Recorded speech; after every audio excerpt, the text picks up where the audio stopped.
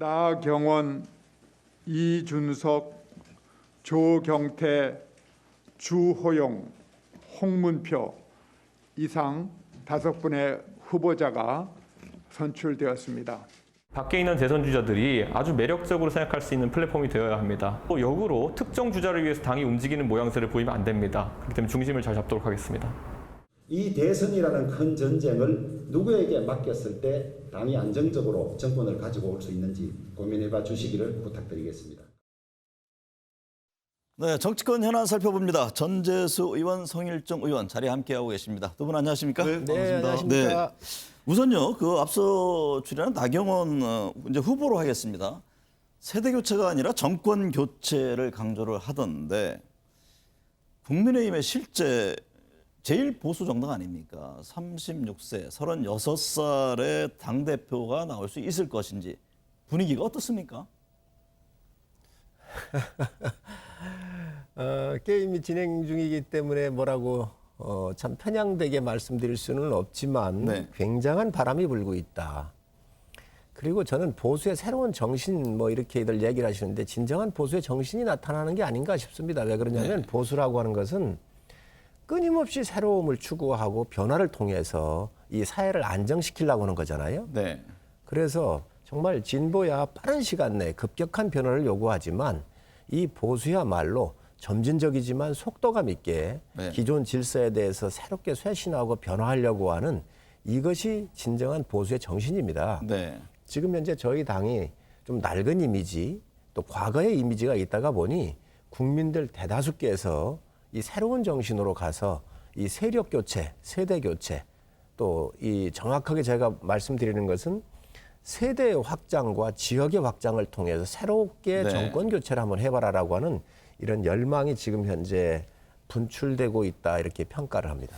세대 확장, 지역의 확장을 말씀하셨는데 민주당 역시 국민의힘 당대표 선거를 보면서 여러 가지 느낌이 있을 겁니다. 뭐 3가지 얘기를 하더라고요.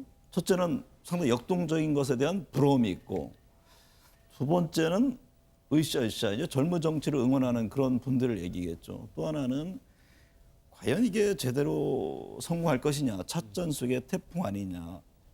전 의원께서는 어떤 입장이세요? 저는 일단은 찻잔 속의 태풍은 분명히 아닙니다. 네. 우리 성일종 의원님께서 이제 말씀을 하셨지만 이것은 바람이 불었습니다. 그런데 제대로 바람이 분 것입니다. 네. 태풍 속의 찻잔 속의 태풍으로 끝날 것 같지는 않고 저희 민주당 입장에서 볼 때는 국민의힘 대선 경선은 이미 끝난 것으로 보여지고요.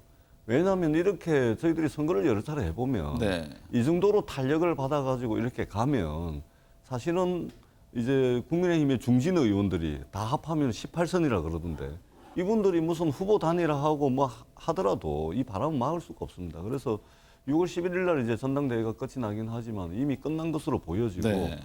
그리고 사실은 그 이준석 개인에 대한 평가가 아니고 이게 대한민국 정치에 대한 좀 시사하는 바가 굉장히 좀 크다 이렇게 네. 생각을 합니다. 지금 경제적 상황도 그렇고 그다음에 저희들이 역사 이래로 겪어보지 못했던 이 전염병 사태 속에서 우리 국민들께서는 사실은 옴짝달싹 못하고 있는 그런 상황이거든요. 네. 이러지도 못하고 저러지도 못하고 그런 속에서 어떤 새로운 리더십에 대한 갈망 이것이 이준석이라는 개인을 통해서 이제 표출이 된 것이고 네. 이것은 국민의힘에 대해서만 국민들이 어떤 열망을 나타내는 것이 아니고 바로 민주당에도 이러한 기대가 있을 거다. 네. 저는 그렇게 생각을 합니다. 그래서 대한민국 정치가 한 단계 조금 더 업그레이드되고 조금 더 젊고 탄력적인 리더십 이것을 국민들께서 원하는 것이 바로 표출되고 있는 것이다. 그렇게 평가를 합니다. 이른바 이제 이준석 현상이라는 표현까지 했는데 과거에도 안철수 현상이라든가 어떤 변화에 대한 그런 상징하는 그런 단어들이 형성이 됐는데요.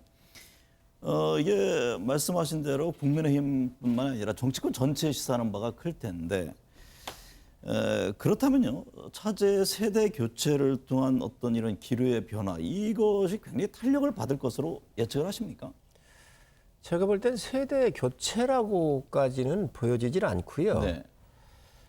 지금 국민들께서 갖고 계신 그 가장 큰 열망이 우리 전 의원님 나오셨지만 섭섭하실지 모르겠지만 정권 교체를 하라 이 명령 같아요. 그래서 저희 당이 보면 비교적 두 가지의 취약점이 좀 있습니다. 하나는 세대 확장이에요. 20대, 30대, 40대에 대한 민주당 전유물처럼 여겨졌었던 이 세대의 확장이 저희가 좀 부족했고요. 네. 지역 확장, 특히 호남에 대한 저희가 이 방관하다시피 했었던 그런 문제가 있었는데 어쨌든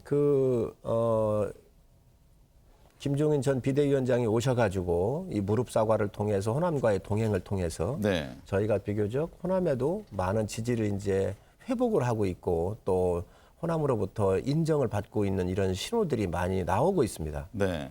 두 번째는 세대의 확장 문제인데 여기는 20, 30, 40대가 서울과 부산의 선거를 통해서 보선을 통해서 보여줬었던 그 지지가 있었는데 네. 사실 저희 당의 지지라고 하기보다는 반대적 급부가 컸거든요. 네. 그런데 이번에 보면 이 이준석 같은 또 초선들의 이런 열망을 통해서 세대 확장도 빨리 해서 이 정권과의 수평적 그 힘의 균형을 통해 가지고 정권을 빨리 교체를 하라라고 하는 그런 국민의 바람이 이 속에 드러나고 있다 이렇게 보여지고요. 네. 아마 우리 민주당도 긍정적인 저희 당의 변화를 통해서 민주당이나 저희 당이나 공이 새로운 또 대한민국의 앞날에 여러 가지 이런 새로운 변화는 긍정적인 에너지로 작용하지 않을까 생각을 하고 있습니다. 국민의힘을 통한 정권 교체 열망이라는 표현을 했습니다. 예,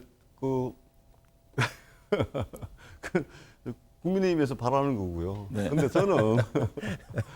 저는 정치권에 불고 있는 이 새로운 바람, 네. 이것을 국민의힘 입장에서 또는 민주당 입장에서 바라보고 해석하는 것은 저는 그런 것은 좀 안 했으면 좋겠다. 왜냐하면 이 지금 정치권에 부른 이 바람을 저희들이 정말로 이것은 그냥 현상이 아니고 저는 패러다임의 변화라고 봅니다. 네. 그렇기 때문에 정권 교체 열망이 이준석 돌풍을 일으킨 것이 아니고 세대 교체에 대한 열망들이 분명히 있다. 왜 그러냐면은 지금 우리가 이제 21세기를 살고 있지 않습니까? 이 경제가 급격하게 이제 디지털 경제로 전환을 하고 있고, 네. 그다음에 이미 4차 산업혁명의 시작은 이미 4차 산업혁명에 저희들이 한참 지나와가지고 한참 진행이 되고 있습니다. 그러면 이 말하자면 사회적 가치를 배분하는 영역인 이 정치도 있지 않습니까? 이제 네. 패러다임 수준에서 어떤 세대 교체가 필요한 세대다. 특히 이제 2030, 3040 세대와 지금 우리 사회를 경제적으로 이끌고 있는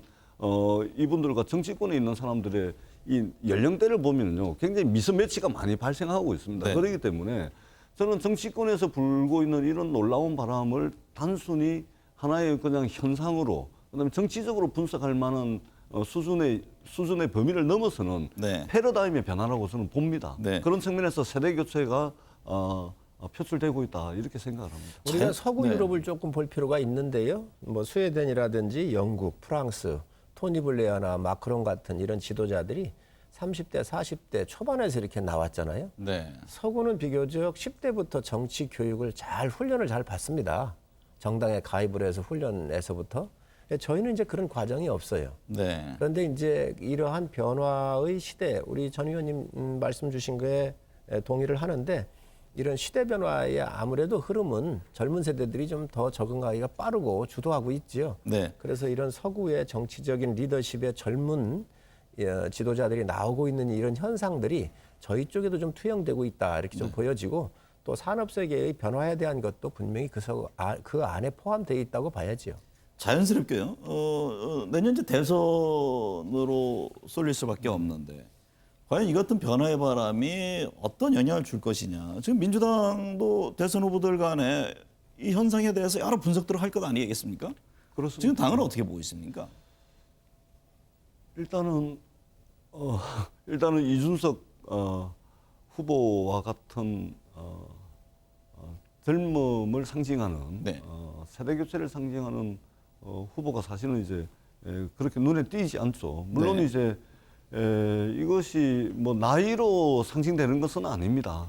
나이야 뭐 70, 80을 나이를 드시더라도 생각은 얼마든지 20, 30대를 넘가는 생각을 가질 수 있기 때문에 네. 다만 저희들이 이제 민주당이 이제 인물을 통한 어떤 새로운 리더십이나 뭐 이런 것은 좀 현실적으로 어려울 수는 있어도 그러나 내용을 가지고서 우리가 조금 더 국민들의 리더십 교체에 대한 열망들을 내용으로 또는 대선 공약으로 정책으로 좀 만들어내는 그런 과정들이 필요하지 않을까 네. 이렇게 생각을 하고 다만 이제 대선 후보 경선 과정에서 이제 흥행이랄까 또는 국민들의 관심과 참여 이것들이 좀 저조하지 않을까라는 이제 우려는 좀 있습니다. 전 의원께서는요 전에 공개적으로 민주당 경선 연기를 언급해서 상당히 이제 화제가 됐었는데 지금도 경선 시기를 좀 연기해야 된다 그 입장에 변함이 없으신가요? 그러니까 큰 전제는 네. 곧 이제 대선 기획단이 출범을 할 겁니다. 그렇죠. 그래서 마치 당내 분란이 있는 것처럼 제가 계속해서 그 이야기를 드린 것은 당을 위해서 별로 온당치 못하다는 개인적인 판단이 있고요. 다만 개인적으로는 지금 보십시오. 국민의힘에서 서울시장 경선할 때 이 경선 과정에서 말하자면 민주당을 압도를 한 측면이 있습니다. 그다음에 지금 국민의힘에서 당대표 경선을 하고 있는데 민주당 당대표 경선 과정과 비교를 하면은 여전히 압도당하고 있는 겁니다. 네. 그렇기 때문에 저희들이 7, 8월 달에 지금 휴가철 아닙니까? 네. 7, 8월 달에 국민 선거인단을 모아가지고 이 국민 선거인단을 통해서 대선 후보를 뽑아야 되는데 국민 선거인단을 어디 가서 찾을 수가 있겠습니까? 전부 휴가 다 가 계시죠. 그다음에 코로나 때문에 힘들죠. 관심들이 딴 데 가 있는데 지금 선거인단 모으기도 쉽지가 않을 겁니다. 네. 그래서 저는 여전히 민주당이 집권하는 전략적 차원에서 경선 일정과 이런 부분들도 여전히 좀 검토돼야 된다고 생각을 하고 이것은 대선 기획단에서 심사숙고하고 네. 잘 토론할 거다 이렇게 생각을 합니다. 국민의힘 안에서도요 이 좀 대선 열차 출발을 늦춰야 하는 것 아니냐 이런 얘기들이 흘러나오던데 아마도 외부에 있는 그 주자들을 함께해야 된다 그런 측면에서의 언급 같은데 그게 지금 논쟁의 중심에 와 있습니까? 논쟁의 중심에 와 있지는 않습니다. 지금 우선 아마 윤석열 전 검찰총장도 염두에 얘기 같아요. 예, 전당대회가 지금 진행되고 있기 때문에 그러나 우리 전 의원님이 이야기하시는 민주당의 방향은 전 맞다고 봐요. 네. 우선 시기적으로 아까 그 하한 정국에 대한 여러 가지 그 어려운 시기적으로 참여에 대해서 좀 소극적일 수 있다라고는 말씀에 동의를 하고요. 또 후보군에서도 민주당이 지금 현재 이재명 독주 체제로 되어 있잖아요. 네. 국민의 이 관심과 집중도를 높이려고 한다면 다양한 후보군이 좀 나와야 되는데 그런 다양한 후보군이 나온다고 하는 측면에서는 제가 봤을 때는 전 의원님 주장이 상당히 일리가 있고 국민의힘에서 주장하니까 이게 맞는 건지 좀 약간 저는 시청자 정치적으로 보고 보고 올바른 판단이라고 봐요. 그런데 이제 네. 이재명 지사 쪽은 이거에 대해서 그렇죠. 반대할 원칙대로 거예요. 하자는 얘기죠. 예, 왜 그러냐면 당헌 당규에 있고 본인이 지금 현재 우월한 지위에 있기 때문에 빨리 후보를 확정하고 싶겠지요. 그러나 정말 민주당 입장에서는 제가 봤었을 때는 전 의원께서 주장하시는 게 전 맞다고 보여지고요. 저희 당도 그렇습니다. 저희 당은 11월 달까지 하게 되어 있는데 아마 민주당이 9월까지 한다고 그러면 저희가 굳이 11월 정도 해도 되지 않겠나 싶은데 네. 저희가 조정해봐야 뭐 얼마 조정이 되겠습니까? 그러나 저희는 좀 민주당보다는 여유가 있다 이렇게 보여집니다. 윤석열 전 검찰총장은 어떻게 되는 겁니까? 들어옵니까? 안 들어옵니까? 정치를 합니까? 안 합니까?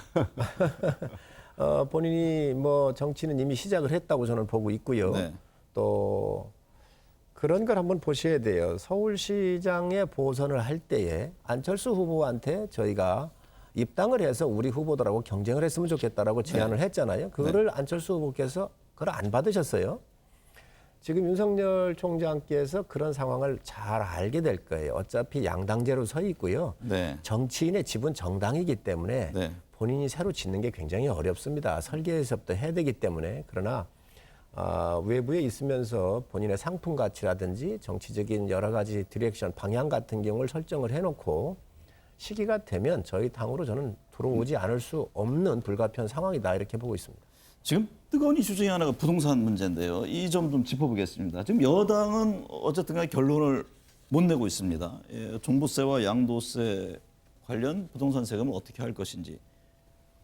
민주당은 어떠려고 그럽니까? 어찌하려고? 일단은 부동산 특별위원회 김진표 위원장께서 네. 위원장으로 해가지고 당내 여러 이제 의견들을 모으고 있습니다. 네. 1차적으로는 이제 의원총회도 정책 의총은 한번 했고 앞으로도 예정이 계속돼 있다는 말씀을 드리고 의견은 많이 모지 않았습니까? 결정만 남아 있는 것 아닙니까? 그렇지는 않습니다. 네. 저희가 적어도 한 3차례, 4차례 정도 의총은 해야 될 것 같고 일단은 그렇습니다. 크게 이제 큰 흐름은 대략적으로 좀 잡았는데 좀 디테일한 부분에 대한 논의가 조금 더 있어야 될 것 같습니다. 네. 우선은 첫 번째는 2020년도 그 8.14 대책입니까? 그 공급 대책이죠. 그다음에 2021년도 2사 공급 대책을 통해 가지고 어떤 식으로든 이 주택 공급을 대대적으로 늘리겠다라는 대원칙이 있고, 두 번째는 네. 1가구 1주택자라든지 무주택자라든지 이런 분들을 실수요자라든지 이런 분들을 두텁게 보호하겠다는 것이고, 세 번째는 다주택자들에 대한 중과세를 하겠다. 네. 요 세 가지 이제 큰 흐름은 정해져 있습니다. 그 사이에서 이제 LTV, DTI 문제부터 시작해 가지고 종부세 부과 대상자들 중에서 1가구 1주택자들은 어떻게 할 것인가. 네. 그다음에 종부세 부과 대상이 2008년도 제도 도입 당시에는 0.8% 수준이거든요. 근데 지금 이제 3.7%까지 높아졌기 때문에 이런 부분들을 어떻게 할 것인가, 이런 미세 조정이 남아 있을 뿐이지 큰 틀에서 원칙은 정해진 것으로 보셔도 무방할 것 같다는 생각이 듭니다. 국민의힘도 부동산 세금 관련 정책안을 내놨더라고요. 뭐 종부세 감면 기준이죠. 9억에서 12억으로 올리고 또 대출을 규제를 좀 완화해야 된다, 그런 입장인데, 당의 입장이 확고히 정해졌으면 입법화하는 노력을 좀 더 적극적으로 해야 되는 것 아니냐, 이런 또 질문이 있을 수 있지 않습니까? 그러면요. 네. 우선 그 말씀 드리기 전에 노마 제국의 3대 황제가 티베리우스라고는 황제가 있었거든요. 네, 네. 근데 2000년 전 일인데 이분이 로마 제국의 큰 제국으로 가는데 기초를 놓은 분이에요. 근데 2000년 전에 이 티베리우스 황제의 그 세금의 정책이 뭐였냐면 얇고 넓게였어요. 네. 그러니까 얇게 많은 사람들한테 거덜하는 거지요. 이 조세에 대한 기본 원칙은 지금도 유효합니다. 그런데 지금 우리가 볼 때 종부세, 양도세, 재산세 다 중과가 되어 있잖아요. 지금 문제는 뭐냐면 특히 양도세 같은 경우를 우리가 낮추면 25만 호에서 30만 호 정도 시장에 나올 물량이 있어요. 네. 이게 나오게 해야 돼요. 네. 그리고 재건축이라든지 또 재개발 같은 경우를 통해서 우리가 공급을 좀 하고, 그리고 용적률을 좀 상향을 해서 가야 된다, 이렇게 보여지고요. 이러한 것들이 어느 부분적으로만 이루어질 게 아니라 종합적인 패키지로 이루어져야 된다. 네. 그리고 여기에 있는 이제 부채 상환 DTI라든지 이런 여러 가지 이 금융 제도를 통해서도 우리가 좀 문을 좀 열어야 되고요. 지금 입법 얘기를 하셨는데 이미 저희 당의 의원들께서 이런 종부세라든지 이러한 기준들에 대해서 입법으로 지금 현재 내놓고 있습니다. 네. 오세훈 서울시장이 취임한 이후에 뭐 기대를 걸었습니다만은 어쨌든 부동산 가격은 또 계속 상승 추세에 있지 않습니까? 그래서 이 규제 완화라는 게 과연 시장에 어떻게 작용할 것이냐, 이 점에 대한 또 질문들이 나오잖아요. 일시적으로는 올라갈 수밖에 없죠. 네, 네. 그래서 지금 현재 지금 재건축, 재개발만 완화한다 그래서 이 문제가 또 해결될 문제가 아니에요. 네. 각종 세제에서부터 공급에 대한 용적률 공급에 대한 문제까지 전반적으로 저는 지금 야당이 서울시장을 맡고 있지만 지금 중앙정부하고 협의를 해서 이런 것들이 아주 패키지로 국민들한테 다가가야 전 부동산 시장이 안정될 수 있다라고 보여집니다. 네. 여권 지지자들 중에서는요, 또 이런 얘기를 합니다. 지난 어쨌든 재보궐선거에 참패를 하지 않았습니까? 그것도 서울에서 엄청난 표 차이로 졌는데, 결국 대선이라는 게 1대1 구도가 됐을 경우에 50만 표 이내에서의 승부가 결정날 수 있다. 근데 지금의 부동산 세금 정책을 그대로 밀고 왔을 경우에 과연 결과가 어떻게 되겠느냐. 이 점에 대해서 당도 고민하지 않겠습니까? 그러니까 우리 성일정 의원님께서 아까 이제 로마 황제 말씀도 하셨는데, 네. 그 원칙은 그 어느 나라든 현대 문명 국가가 다 취하고 있는 그런 이제 조세 정책의 대원칙입니다. 소득 있는 곳에 세금이 있고, 세원은 넓게, 세율은 낮게, 이런 원칙에 의해서 대한민국도 조세 정책이 운영이 되고 있다는 말씀을 드리고, 조금 전에 우리 정은갑 앵커께서 말씀하셨듯이 저희들이 사실 걱정을 하고 있습니다. 예를 들면 지금 이제 서울의 아파트 값이 많이 오르면서 이게 이제 종부세 부과 대상자가 너무 많이 늘었습니다. 네네. 제도 설계 초기에는 0.8%가 지금 3.7%가 돼 있고, 그다음에 올해 이제 서울의 이제 아파트 매매 평균 가격이 지금 12억 원 정도로 지금 통계치가 나오고 있거든요. 네. 그런 측면에서 보면은 나중에 이게 조금 더 지나가면 서울 시민 전체가 종부세 부과 대상이 될 가능성도 있는 것이죠. 그렇게 보면 그런 측면에서 저희들이 이제 아주 좀 디테일하게 좀 점검을 하고 있다는 말씀을 드리고요. 그리고 저희가 지금 당에서 좀 논의가 좀 길어지고는 있는데 정확하게 시장에서 어떤 정책이 어떤 효과를 내고 있고 또 어떤 정책이 어떤 부작용을 낳고 있는지 네. 사실은 사실은 이제 현장 점검과 함께 곁들여서 논의를 하고 있기 때문에 조금만 좀 기다려봐 주신다면 저희들이 미세 조정을 통해서 네. 이 부분들은 반드시 책임 있는 집권 여당의 자세를 가지고서 좀 대책을 종합적으로 좀 내겠다 네. 이 말씀을 드리겠습니다. 네, 이제 시간이 다 됐는데요. 방미성과 관련한 얘기 좀 간단히 짚겠습니다. 뭐 어김없이 여야에서는 입장이 좀 다르게 나왔는데 얼마 전에 청와대에서 5당 대표를 초청해서 설명하는 자리에서 김기현 원내대표가 문재인 대통령 팔을 이렇게 툭툭 친 게 하나의 기사가 됐잖아요. 성 의원님 이거 어떻게 보세요? 이게 단순한 해프닝입니까? 아니면은 그 뼈가 있는 행동으로 보세요? 뭐 뼈가 있는 거라고 보지는 않고요. 국가를 경영하는 것은 여야가 없지 않겠습니까? 그래서 여러 가지 측면에서 아마 대통령께서 한미 관계, 특히 정상 간의 관계에 있었던 부분들이었기 때문에 아마 그냥 단순하게 이런 부분은 조심했으면 좋겠다 이런 말씀하시지 않았겠나 생각을 해야지 그걸 너무 여야 개념으로 또 다른 방향으로 해석할 필요는 없다고 생각을 합니다. 네. 한미 정상 말씀을 하시는데 분명히 이번에 많은 성과가 있었던 거 맞습니다. 네. 특히 그동안 많이 이렇게 붕괴가 됐었던 한미 동맹에 대한 복원이라든가 네. 또 북한 인권에 대한 문제도 명시가 됐고요. 여러 가지 측면에서 봤을 땐 문제가 상당히 효과 일정 부분이 있었지만 네. 정상회담이라는 것은 서로 주고받는 거잖아요. 저는 미국의 큰 흐름 속에 주도권 속에 우리가 그냥 순응을 한 거 아닌가 하는 생각이 네. 듭니다. 네. 그런 순응을 하면서 우리가 찾아올 것도 좀 더 많이 있었다. 네. 예를 들면 백신에 대한 문제라든지 국가의 이득과 관련돼서 우리가 가져올 부분도 좀 많이 있었는데 많이 양보하는 쪽에 이게 끌려간 흐름이 아닌가 그렇게 생각을 합니다. 대통령께서 오죽하면 그랬겠느냐 또 한편에서 그런 얘기도 나옵니다. 그렇습니다. 예.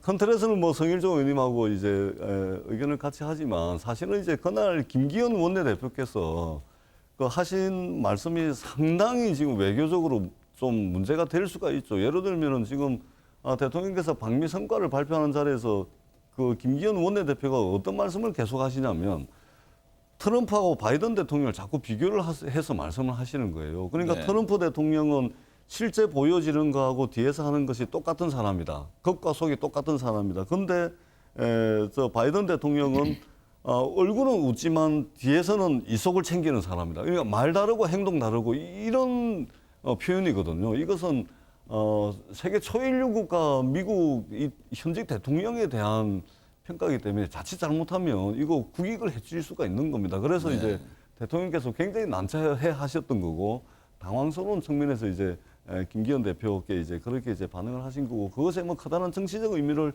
둘 필요는 없다고는 생각하지만 적어도 국익과 관련된 부분에 있어서는 그래도 제1야당의 원내대표 아닙니까?